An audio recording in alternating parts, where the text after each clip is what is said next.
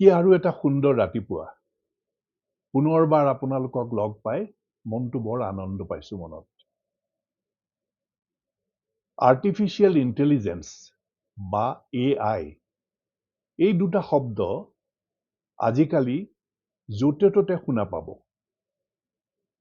আপোনাৰ ৰাস্তাটো হ'ব পাৰে বাতৰি কাকতত পঢ়িবলৈ পাব টেলিভিশ্যনত শুনিব অফিচত শুনিব কিন্তু মই আপোনাক এটা প্ৰশ্ন কৰিব খুজিছো কোনোবাই কেতিয়াবা আপোনাক AI টোনো কি বস্তু বুজাই দিবৰ বাবে আগবাঢ়ি আহিছেনে মোৰ সন্দেহ আৰু যদি আগবাঢ়ি নাই অহা তাৰ কাৰণ কি জানেনে বেছিভাগেই ভাবে যে AI টো এটা বৰ কঠিন বস্তু ইয়াক সহজে বুজোৱা সম্ভৱ নহয় আৰু এই কামটোকে কৰিবৰ বাবে মই আজি আগবাঢ়ি আহিছো আৰু আপোনাক মই কথা দিছো যে আপুনি এই খণ্ডটো চোৱাৰ পাছত আপোনাৰ বন্ধুসকলতকৈ বা আপোনাৰ পৰিয়ালৰ মানুহতকৈ আপুনি অকণমান হ'লেও এই বিষয়ে বেছি জানিব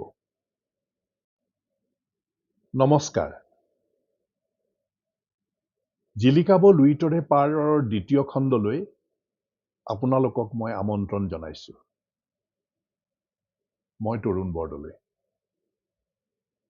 প্ৰথম খণ্ডত আমি আলোচনা কৰিলো যে আমাৰ এই পৃথিৱীখন বৰ্তমান সময়ত কিমান ক্ষিপ্ৰতৰভাৱে সলনি হৈছে আৰু আজি এই খণ্ডত আমি আলোচনা কৰিম যে এই পৰিৱৰ্তনৰ কেন্দ্ৰবিন্দুক লৈ যিটো হ'ল AI আৰু AI আমাৰ জীৱনৰ ওপৰত কিদৰে প্ৰভাৱ বিস্তাৰ কৰিছে আৰু আগন্তুক দিনবিলাকত ই আমাক কেনেধৰণে আমাক প্ৰভাৱান্বিত কৰিব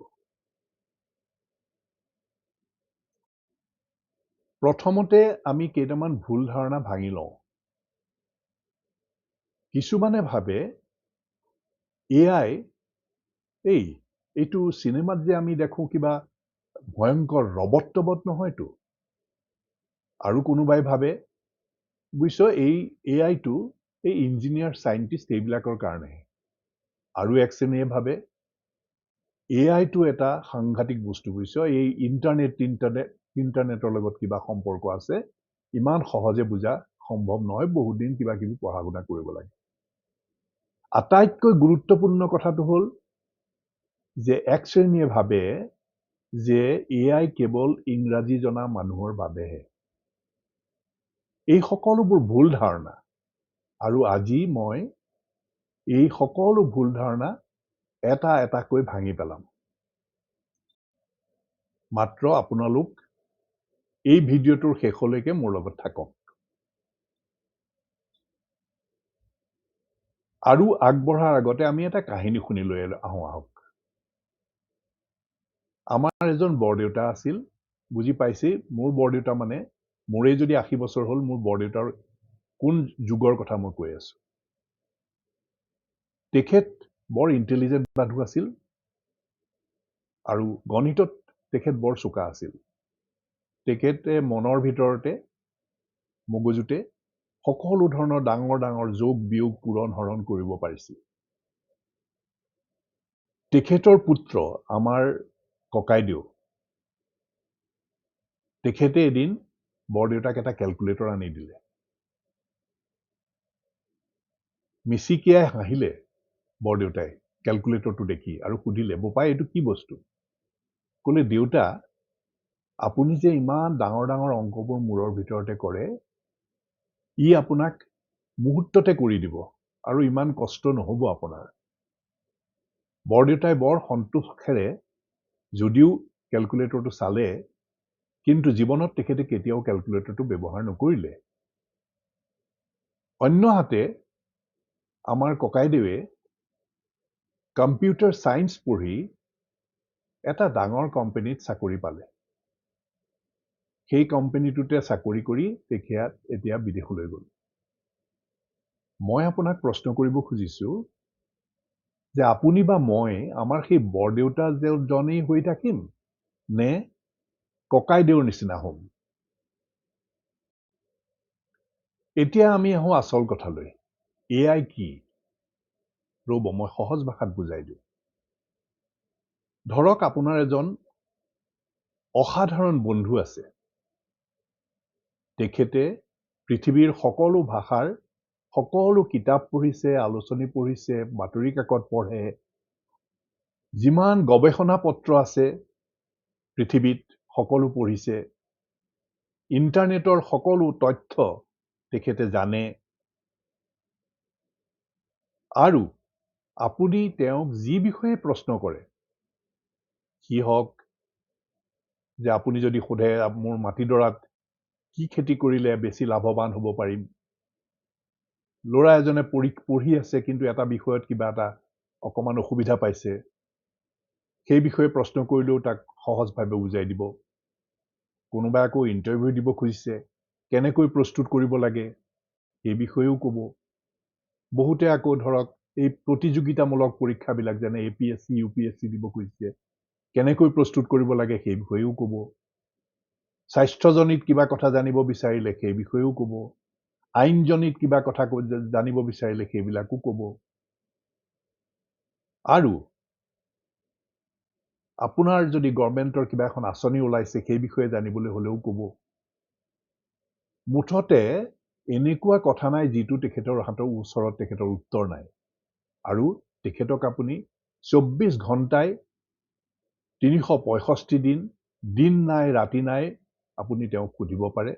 তেওঁ কেতিয়াও আমনি নাপায়, কেতিয়াও তেওঁৰ ভাগৰ নালাগে, বেজাৰ নাপায়। বাৰম্বাৰ আপুনি একেটা প্ৰশ্নকে সুধিব পাৰে, অকাই পকাই সুধিব পাৰে, যেতিয়ালৈকে আপুনি সন্তুষ্ট নহয়। আৰু সেই অসাধাৰণ বন্ধুজনেই হৈছে আপোনাৰ AI। আপোনালোকে কিছুমানে হয়তো শুনিছে ChatGPT, Google Gemini, Claude, এইবিলাকেই হৈছে আপোনাৰ সেই অসাধাৰণ বন্ধুজনৰ নাম। আৰু আটাইতকৈ আমোদজনক কথা হ'ল সেই বন্ধুজন আপোনাৰ এই মোবাইলতেই উপলব্ধ। এতিয়া আপুনি মোক সুধিব যে এইটো কেনেকৈ সম্ভৱ? ৰ'ব মই সহজকৈ বুজাই দিওঁ। এটি শিশুৱে কেনেকৈ শিকে? মাক দেউতাকৰ পৰা শিকে, শিক্ষকৰ পৰা শিকে, ডাঙৰ হৈ অহাৰ লগে লগে নিজৰ অভিজ্ঞতাৰ পৰা শিকে, বহুত বছৰৰ অভিজ্ঞতাৰ পৰা শিকে। AIও শিকে, কিন্তু তেওঁক বহুত বছৰ নালাগে, অকণমান দিনতে কেইটামান মুহূৰ্তৰ ভিতৰতে সেইখিনি কথা শিকিব পাৰে। AI কেনেকৈ শিকে? যে পৃথিৱীত যিমান ভাষাৰ যিমান কিতাপ আছে, যিমান আলোচনী আছে, মই যিটো কৈ আহিলোঁ, সেইবিলাকৰ পঢ়ে মানৱ জাতিয়ে যিমান তথ্য সংগ্ৰহ কৰি ৰাখিছে, সংগ্ৰহ কৰি আছে, ইণ্টাৰনেটত যিমান তথ্য আছে, সকলোখিনি পঢ়ি তাৰ পৰা তেওঁ তথ্য উদ্ঘাটন কৰি আপোনাৰ প্ৰশ্নৰ উত্তৰ দিয়ে আৰু আপোনাক সহায় কৰে মুহূৰ্ততে। ই কোনো যাদু নহয়, ই কোনো আপোনাৰ একো ভূত-প্ৰেতো নহয়।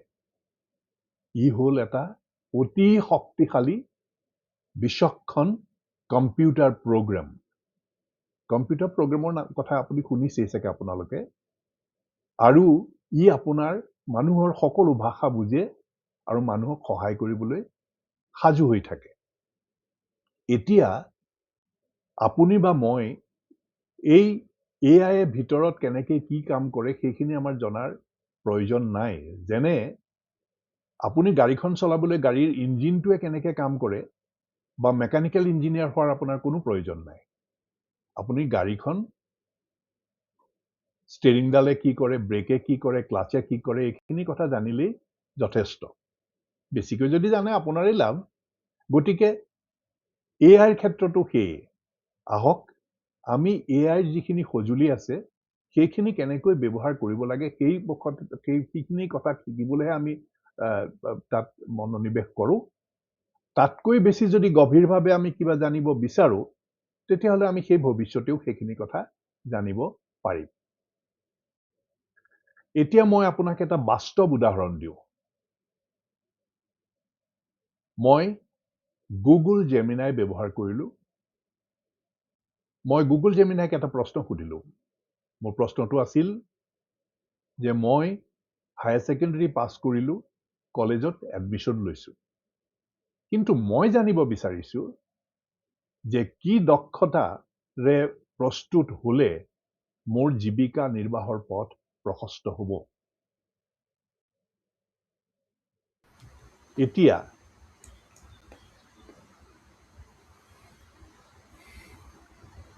চাওক, কিমান সহজে আপোনাৰ ভাষাত সোধা আপোনাৰ প্ৰশ্ন কিমান সুন্দৰকে, কিমান সহজে, কিমান সোনকালে আপোনাক দি দিলে। কোনো ইংৰাজী জানিবলগীয়া নহ'ল, ইঞ্জিনিয়াৰ বা চাইণ্টিষ্টো হ'বলগীয়া নহ'ল। আপোনাৰ ভাষাৰ উত্তৰ আপোনাতেই পালে। AI হৈছে AI। বিনামূলীয়াকৈ পালে তাৰ উত্তৰ, কষ্ট কৰিবলগীয়া নহ'ল। আজি আমি এটা কাম কৰোঁ আহক, সৰু কাম একেবাৰে। আপোনাৰ লেপটপ বা যিটো মোবাইল ফোন আছে খোলকচোন, তাত গুগল উলিয়াওক। গুগল চাৰ্চ কৰে যে, গুগল আংকল আমি কওঁ। আপোনাৰ ভাষাতে, অসমীয়াতে হওক, সহজ ইংৰাজীতে হওক, তাত ব্যাকৰণৰ ভুল থাকিলেও কোনো কথা নাই, AI বুজি পায়। বা হিন্দী ভাষাতেই হওক, আপুনি এটা প্ৰশ্ন কৰক আৰু চাওক আপুনি কি উত্তৰ পালে। আপুনি অনুভৱ কৰক আৰু আপোনাৰ অনুভৱ কমেণ্ট বক্সত থ্ৰুৱেদি মোক আপুনি জনাওক।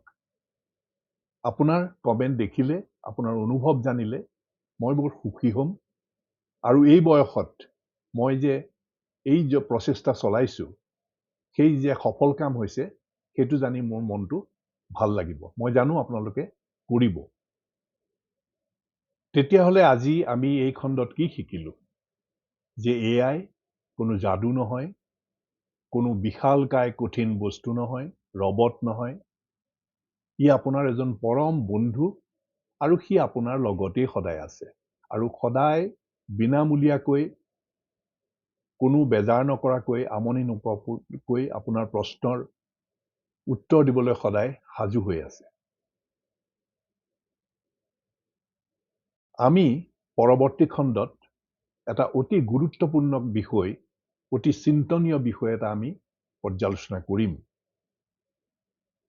সময় কিয় কমি আহি আছে আৰু আমাৰ সন্মুখত যি বিপ্লৱ আহি আছে, যি প্ৰত্যাহ্বান আহি আছে, সি পাৰ হৈ যোৱা দিনৰ বিপ্লৱতকৈও কিমান প্ৰচণ্ড, সেই বিষয়ে আমি অনুভৱ কৰিব পাৰিম। আমাৰ আগৰ খণ্ডবিলাক আপোনালোকে চাই থাকিব, কাৰণ প্ৰতিটো খণ্ডতে আমি লাহে লাহে আৰু বহুত কিছু কথা জানিব পাৰিম, যিবিলাকে আমাক সহায় কৰিব এই প্ৰত্যাহ্বানৰ সন্মুখীন হোৱাত। প্ৰথম খণ্ডটো চাই যি ভাবিছিলে, এতিয়া আপুনি তৃতীয় খণ্ডটো চাবলৈ কেতিয়াও নাপাহৰিব, মিছ নকৰিব। আমি অহা বৃহস্পতিবাৰে পুনৰ লগ পাম তৃতীয় খণ্ডত। আপোনালোক সকলো কুশলে থাকক আৰু কমেণ্ট বক্সত আপোনালোকৰ কমেণ্ট মোক জনাওক, শ্বেয়াৰ কৰক, লাইক কৰক। আৰু কাৰণ যিমানে আপুনি জ্ঞান ভাগ বতৰা কৰিব, সিমানে আপোনাৰ জ্ঞান বাঢ়িব। অন্যক শিকাব, আপুনিও শিকিব। ধন্যবাদ। পুনৰ লগ পাম, সেই আশাৰে আজিলৈ সামৰোঁ।